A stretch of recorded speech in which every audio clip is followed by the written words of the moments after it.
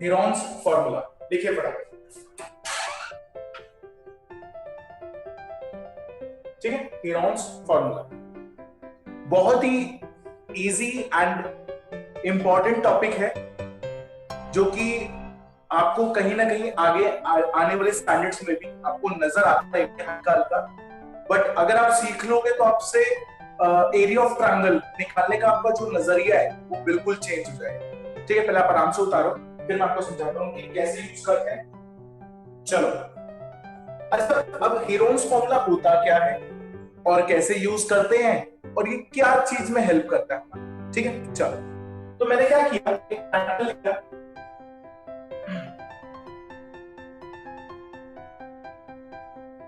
which is A, B and C। ठीक है, ABC मैंने मार्क कर लिया। तो A के सामने वाली जो भी साइड होगी हम उसको स्मॉल a से रिप्रेजेंट करते हैं, B के सामने वाली B को और C वाले को C से। जब भी हम कोई बड़ा एंगल मार्क करेंगे वो हम कैपिटल से लिखते हैं, जब भी हम साइड्स मार्क करेंगे तो दैट विल बी स्मॉल से लिखते। तो मेरे पास साइड्स हो गई, sides of triangle, sides of triangle that will B ABC। ठीक है, यानी ABC हम एक गिवन होगा, नहीं तो कोई ना कोई आपको इंफॉर्मेशन देगा जिससे हम ABC पहले हम फाइंड करते हैं। ठीक है, चलो, अब मेरे पास हेरॉन्स फॉर्मूला यूज किया जाता है, that will be Heron's formula is used to find area of triangle, area of triangle. अब तुम कहोगे सर हमें तो ट्रायंगल का एरिया पता होता है, half into base into height, हमने बचपन में पढ़ा हुआ है। तो मैंने कहा ये किसका फॉर्मूला पढ़ा हुआ है? तुम कहोगे सर ट्रायंगल का। मैंने कहा नहीं, this is not the area of triangle, this is called area of right angle triangle. तुम कहोगे सर नहीं हम तो इसमें भी लगा सकते हैं। मैंने कहा बिल्कुल लगा सकते हो। आपको बेस तो पता है, क्या इसकी हाइट पता है? नहीं पता सर। तो अगर हाइट नहीं पता, हमें तो सिर्फ साइड्स पता है, तो सर फिर हाइट निकालने की कैसे निकाल देंगे? नहीं निकाल सकते। तो उन्होंने कहा कि अगर मुझे तीनों साइड्स गिवन हो तो मैं भी तब भी मैं एरिया निकाल सकता हूं। तो वो क्या कैसे निकाल सकते हैं? Using Heron's formula. अब उसके दो स्टेप है, ठीक है, यानी Heron's formula is used to find area of triangle. ठीक है, चलो step number 1, first that will be find semi perimeter.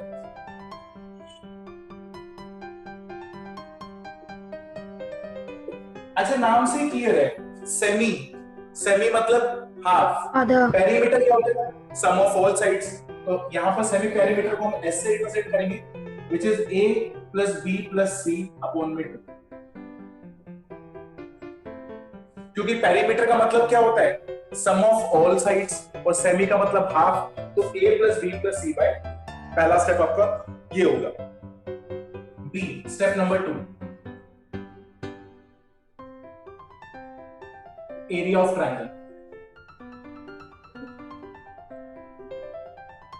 ठीक है, जिसको कभी कभी हम डेल्टा से लिखेंगे, मैं बार बार, ठीक है, तो डेल्टा किस कैसे लिख लेना?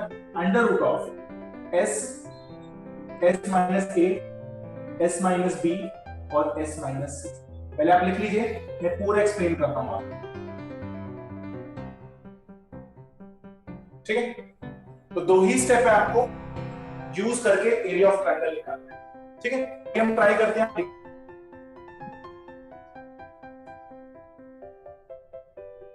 क्वेश्चन लिखिए।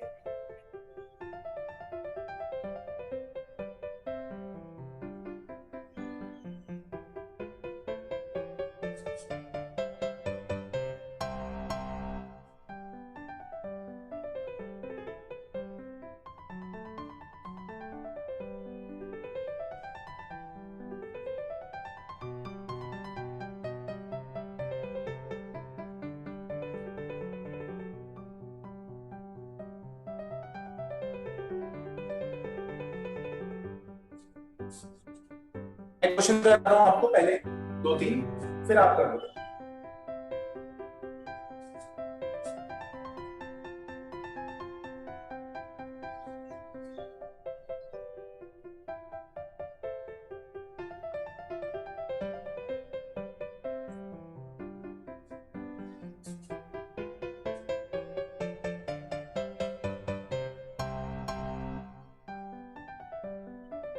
चलिए पेन डाउन कर दो, ठीक है।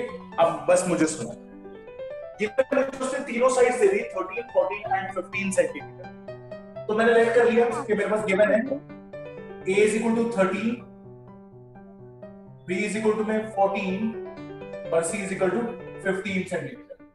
ठीक है, डायग्राम बना लेते हैं। So done this question.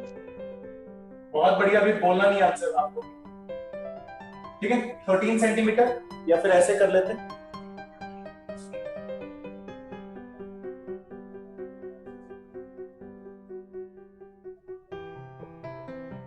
ठीक है। एबीसी मैंने मार्क कर लिया डायग्राम में, ठीक है। कोई नीड नहीं है बट आप बना सकते हो डायग्राम, ठीक है। चलिए अब मैं यहाँ पर लिखूंगा step number 1, semi perimeter. S का फॉर्मूला क्या था, a plus B plus C upon में 2। सारी साइड्स को क्या कर लो, ऐड कर लो और 2 से डिवाइड कर दो, बहुत इजी है। तो सर यहाँ पर आ जाएगा 13, 14 और 15 अपॉन में 2, ऐड करो सारे के सारे फटाफट। कितना आ रहा है एडिशन करके, बोलो बोलो। 42 by 2, आंसर विल बी 21। ठीक है, तो सेमी पेरीमीटर मेरा कितना निकल आ गया, 21 सेंटीमीटर। इसको दिक्कत, फर्स्ट स्टेप तो बहुत इजी है सर, हम आराम से कर लेंगे। तो साइड्स को ऐड करो, बाय 2 कर दो। चलो स्टेप नंबर 2, ठीक है। एरिया लिखने की कोशिश मत करना अभी, बस देखो। तो डेल्टा का फॉर्मूला भी हमने लिखा, under root of S minus A, S minus B और एस माइनस सी। इसका मतलब हमें क्या करना है, ध्यान से देखिए, 21 ब्रैकेट एस मतलब 21, एस में से मुझे ए माइनस करना है, मतलब मुझे 21 में से ए मतलब 13 माइनस करना है। कैसे लिखूंगा, 21 माइनस 13। अभी हम ब्रैकेट में लिखेंगे, पहले डायरेक्ट नहीं लिखेंगे, ठीक है। फिर 21 में से 14 को माइनस करना है ब्रैकेट डाल के, फिर 21 में से 15 को माइनस करना है। आराम से देख लो एक बार, ठीक है। एस माइनस ए, एस को एस 21 रख दिया ब्रैकेट, एस में से 13, फिर एस में से 14, फिर एस में से 15, ऐसे ऐसे माइनस। और ये आपको लिखना पड़ेगा, डायरेक्टली नहीं अपने दिमाग में। सर हमें तो आता था कि 21 में से 13 को माइनस करूंगा तो 8 आ जाएगा, नहीं, आपको लिखना है, ठीक है। चलो अभी तक देखो, दिस इज 21 इंटू में 8 इंटू में 7 इंटू में, दैट विल बी 6। अब आपको इसका क्या करना है, अब आप मल्टीप्लाई नहीं करोगे इसको। कोई बच्चा कहता है सर इसको मल्टीप्लाई करो देन स्क्वायर रूट निकालो, नहीं। सबसे बेस्ट मेथड क्या होता है कि इसको डिवाइड कर लो सबसे लोएस्ट फैक्टर्स के अंदर, ठीक है। ये हम सीख चुके हैं पहले भी, फर्स्ट चैप्टर से सीखते हुए आ रहे हैं। सर कैसे, मैंने कहा आपको प्राइम फैक्टराइजेशन बनानी आती है, तो हम प्राइम फैक्टराइजेशन करते हैं। तो मैंने यहां पर किया, देखो यहां पर क्वेश्चन खत्म हो गया है, यहाँ पे खत्म हो चुका है, बट हमें आंसर बनाना है तो उसके लिए हम प्राइम फैक्टराइजेशन करते हैं। देखो कैसे, 21 का फैक्टर क्या बनेगा, 3 इंटू 7 आता है ना, वो हमने फर्स्ट चैप्टर में ऐसे किया था, ऐसे करके दिखा देता हूं कि 21 के फैक्टर क्या बनेंगे, 3 7 7 1, बस वही करना है। तो 3 इंटू 7 फैक्टर बन गया। चल जतिन 8 के बता,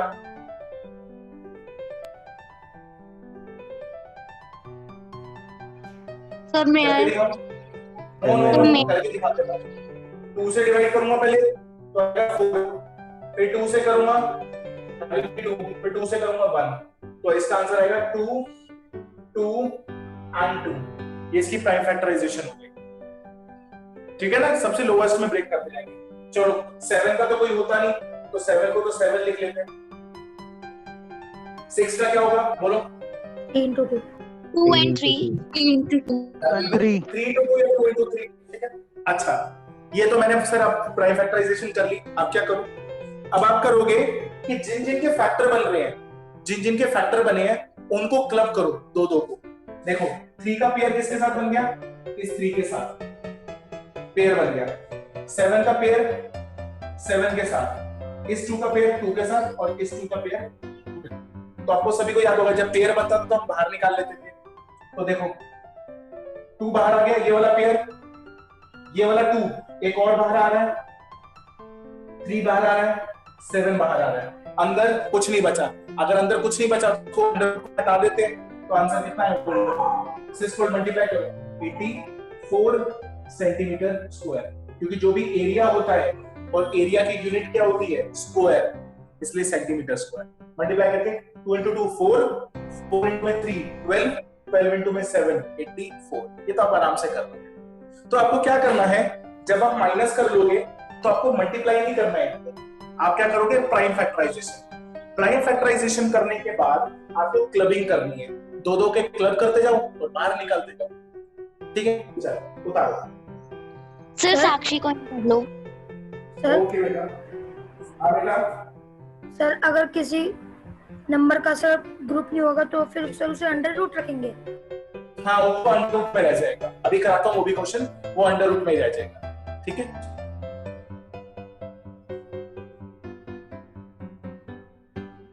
चलो find the area of the triangle whose sides are 32, 24, 32 centimetre, 24 centimetre and 40 centimetre. चल करके बताइए। आंसर चैट में आंसर देना है आपको, बोलना नहीं है।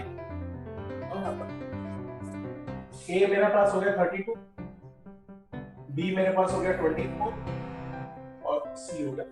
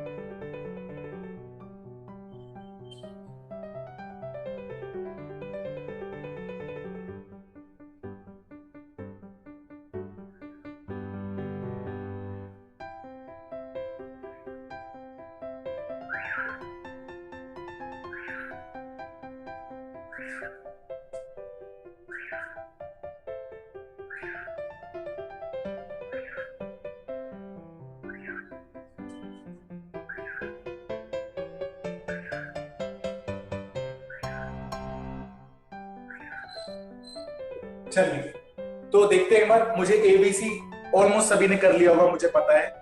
तो एबीसी उन्होंने मुझे दे रखा 32, 24 एंड 40। सर ये कोई फिक्स्ड है कि पहले वाले को ए मानना है और दूसरे वाले को बी? नहीं, there is no fixed notations. आप किसी को भी एबीसी लेट कर सकते हैं, ठीक है ना। ऐसा नहीं है कि आपको पहली वाली को ए लेट करना है या किसी उसने ए सर ये लेट कर लिया, मैंने कुछ अलग लेट कर लिया तो गलत हो जाएगा। नहीं, आप किसी को भी कर सकते हैं। चलिए फर्स्ट स्टेप क्या है भाई? स्टेप फर्स्ट, ठीक है। Semi perimeter S is equal to में A plus B plus C whole upon में 2 which is equal to में 32, 24 plus 40 upon में 2। ऐड करो कितना आ रहा है? 96 upon में 2 which is equals to 48 centimetre. ठीक है, 48 सेंटीमीटर। ठीक है, सेकंड स्टेप सेकंड। सर हाँ बेटा। सर मैंने भी तो भेजा था। अरे मैंने नहीं देखा होगा, अभी देख लेता हूँ। मैंने सिर्फ एक का ही देखा है अभी। चलो कोई बात नहीं, दैट विल बी 48। कितना समझ में आ गया? S इज इक्वल टू में अंडर रूट में S minus A, S minus B, S minus C which is equal to में S is equal to में under root, sorry delta is delta is equal to में S की value हमने निकाली 48, this is 48 minus, ठीक है, पहली side कितनी है 32, दिस इज 32, 48 माइनस 24 और 48 माइनस 40, ठीक है ना। चलो तो डेल्टा इज इक्वल टू में अंडर रूट में 48 इंटू में इन दोनों को माइनस करेंगे तो कितना आएगा, दैट विल बी 16 इंटू में 24 24 8 इंटू में 8। अच्छा अब इधर देखिए, अब मैंने आपको ये तो बता दिया प्राइम फैक्टराइजेशन, मैं आपको एक और रूल सिखाता हूं, आप प्लीज उसको भी सीखने की कोशिश कीजिए। अगर मैं यहां पर कुछ ऐसे फैक्टर देखता हूं जो कि लेट्स सपोज यहां पर 8 है, अब मैं यहां पर 2 2 2 2 तो बहुत सारे 2 हो जाएंगे, तो मैं एक काम करता हूं, क्या मैं 24 को 8 की टर्म्स में लिख सकता हूं, तो वैसा लिख सकता हूं।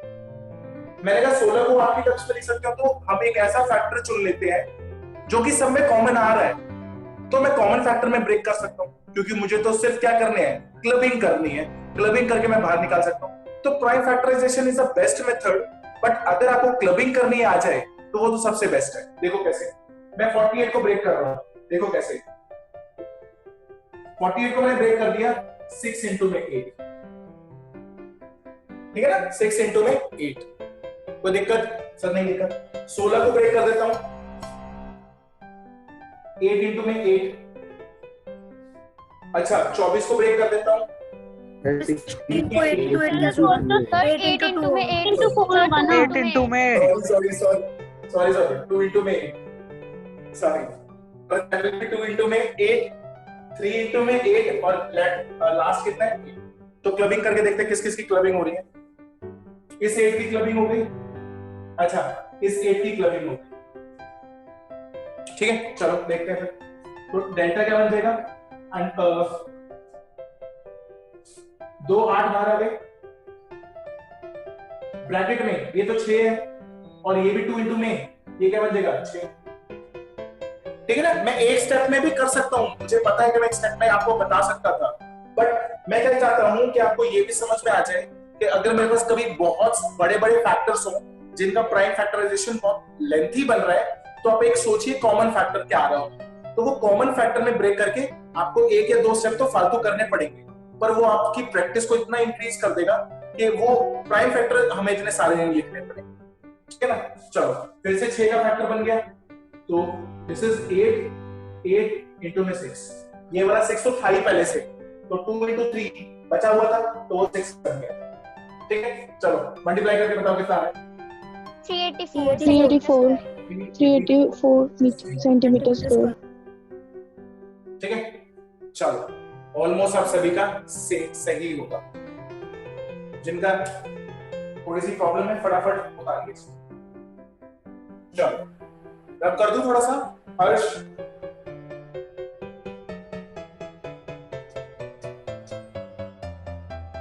यस सर कर दो। टाइप 2 देखो, टाइप 2, ये टाइप 1 है सिंपल टाइप, ठीक है। टाइप 2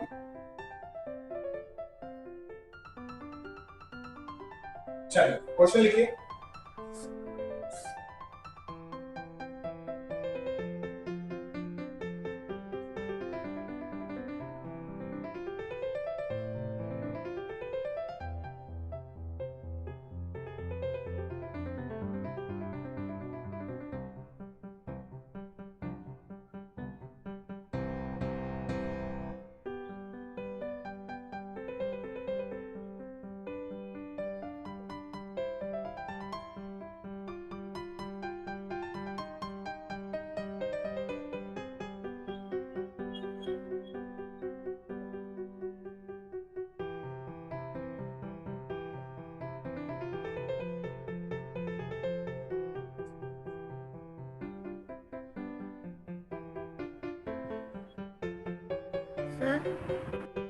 हाँ बेटा, सर आपने sides of a triangle are in the ratio के बाद क्या लिखा है? Are in the ratio 12 ratio 17 ratio 25, 12 17 25, and its perimeter is 540, find its area, ठीक है। सेकंड टाइप मैं करा रहा हूं आपको, ठीक है। अगला क्वेश्चन आप करेंगे।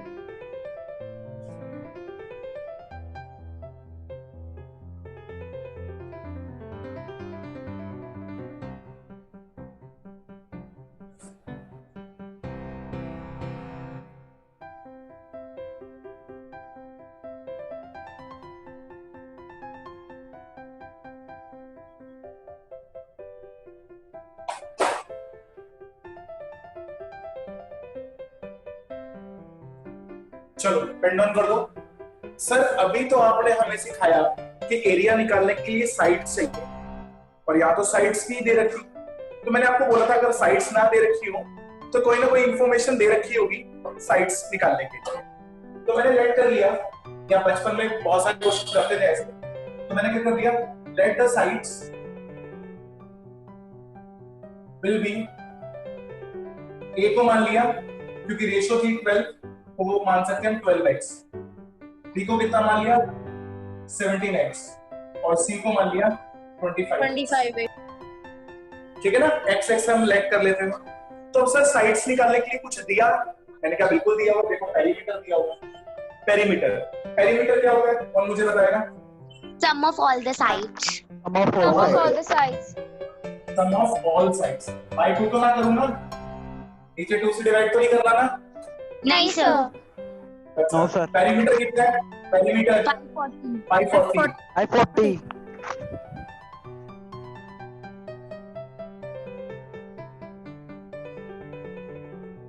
दिस इज 540, a की जगह 12x, 17x और 25x।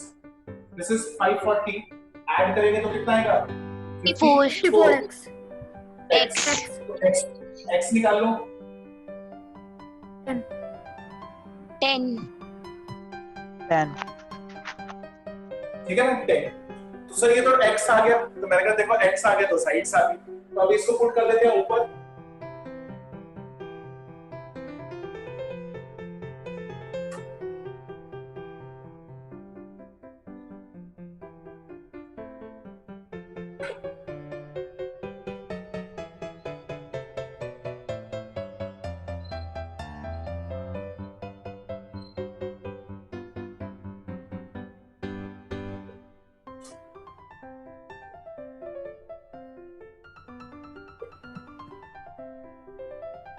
ठीक है ना सर, साइड्स आ गई। अब एरिया तो हमारे बाएं हाथ का खेल है, हम निकाल सकते हैं। आप निकाल के बताओ। चलो सर निकाल लिया सर 9,000 निकाल लिया। चलो 9,000 सेंटीमीटर स्क्वायर। फिर से स्टेप फर्स्ट। सर जैसी हमें साइड्स मिलेंगी तो हमें पता है हमें क्या करना है।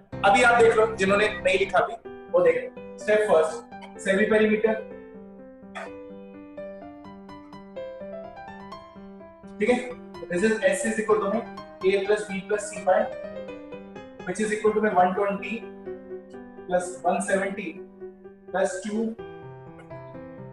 upon में, which is 2 140 upon में 2, तो कितना आएगा 270। तो एरिया निकाल देते हैं।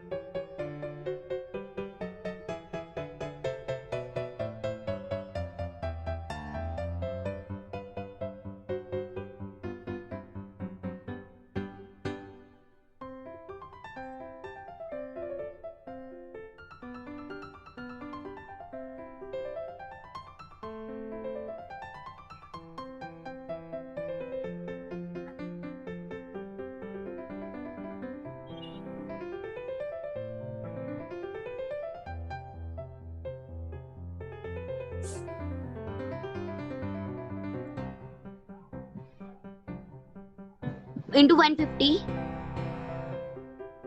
into 100 into 20। चलो अच्छा, ऊपर वाला रब कर रहा हूं यहां से थोड़ा सा।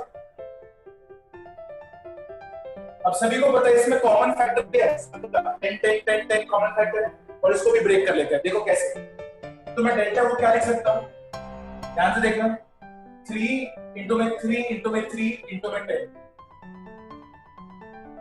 आई होप आपको मेरी बात समझ में आ गई होगी। 27 को ब्रेक कर लिया 3 3 3 और 0 को लिख लिया 10, क्योंकि इसमें 10 कॉमन फैक्टर है। अच्छा 15 को लिखते हैं 3 into में 5 into में 10, ठीक है, into में 100 को लिख लिया 10 into में 10, और इसको ब्रेक करके लिख लिया 20 को 2 into में 10।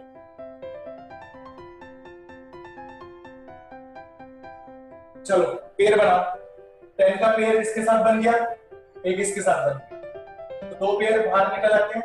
अच्छा एक मेरा 3 का भी पेयर बन रहा है, और किसी का पेयर बन रहा है, तो 3 बाहर 10 बाहर 10 बाहर, अंदर देखो क्या क्या बचा। एक ये 3 बच गया। अच्छा एक तो 3 का पेयर भी बन रहा था, तो अब देखो अंदर क्या बच रहा है। ए बच रहा है 5, एक बच रहा है 2 और एक बच रहा है 10। तो ये क्या बन जाएगा? 900 अंडर रूट में 10 5 और 2, तो 5 और 2 का 10 10 बन जाएगा। फिर से पेयर बन गया, तो एक और बाहर निकल जाएगा। 9,000 सेंटीमीटर स्क्वायर। ठीक है ना? तो कैलकुलेशन तो आपके ऊपर है, आप कैसे कर लो, एक स्टेप में कर लो, 2 में कर लो, आंसर वही आएगा। तो आंसर विल बी 9,000। ठीक है, चलिए नेक्स्ट क्वेश्चन लिखिए।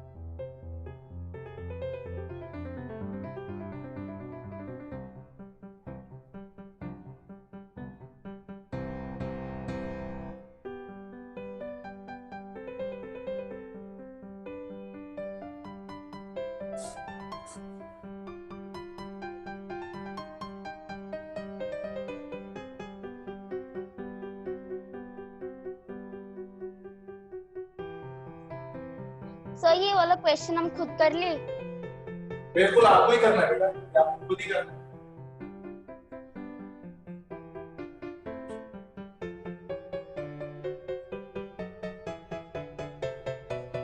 चलो फिर ट्राई करके देख लेते हैं। ठीक है, बहुत इजी सा क्वेश्चन है ये तो। चलो तो पहले क्या करेंगे, let the sides of a triangle is equal to में a 3x, b is equal to में 5x, c is equal to में 7x। ठीक है, अच्छा फिर पेरीमीटर लगा देते हैं। पेरीमीटर इज इक्वल टू में सम ऑफ ऑल साइड्स। चलो बोलो मत। सी पेरीमीटर दिया हुआ 300, 3x plus 7x plus 4x। चलो कितना आ रहा है? 300 इज इक्वल टू में 15x 20। चेक करो इतना तो सभी को आ गया। 20। यस सर, साइड्स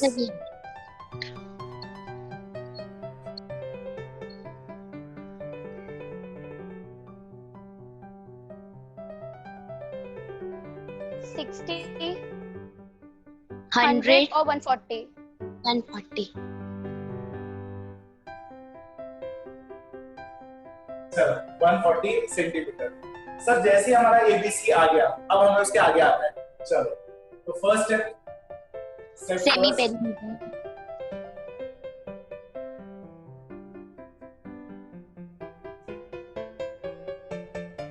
ठीक है, चलो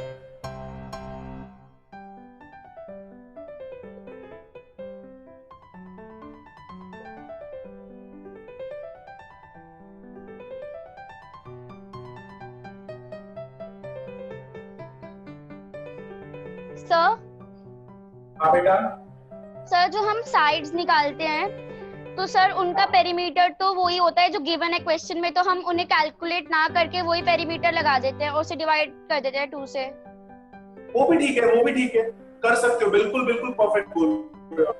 हम यहाँ पर सीधा डायरेक्ट इसको यहाँ पर हम लिख सकते हैं p/2, बिल्कुल लिख सकते हैं। बट आप बार अपने स्टेप को चेंज मत करो, मैं मना नहीं कर रहा हूँ आपको, ठीक है, पर ये हम थोड़ा प्रैक्टिस के बाद अगर हम बोलेंगे तो ज्यादा अच्छा रहेगा। अभी हम स्टेप्स एक बार अच्छी तरह अपने दिमाग में बिठा दो, but that is correct. Area.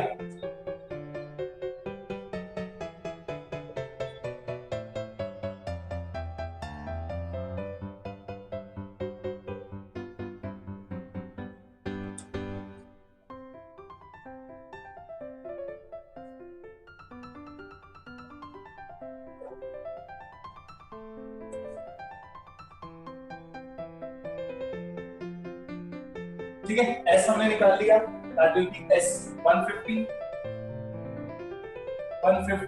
Minus A 60, 150 minus 100 और 150 माइनस 1, ठीक है।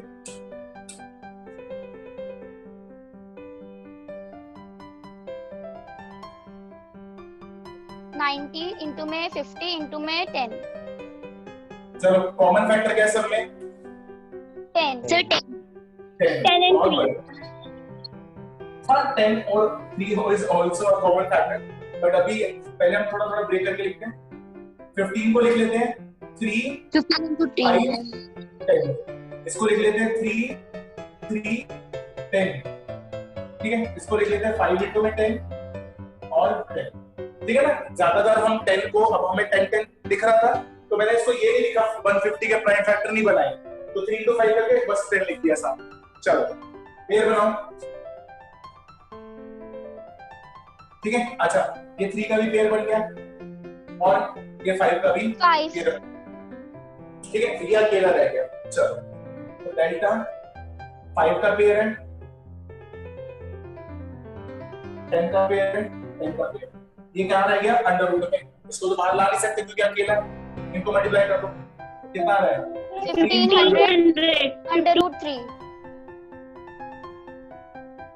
ठीक है, बस आपको यहीं पे छोड़ देना है अपना आंसर। Is that clear? तो इस चैप्टर को अभी हम और बहुत ज्यादा करीब से देखेंगे। आपके लिए होमवर्क है, that will B 12.1 question number 12.1। जितनी आप कर सकते हो उतनी ट्राई करना। अभी मैं आपको और क्वेश्चंस कराऊंगा तो उसको हम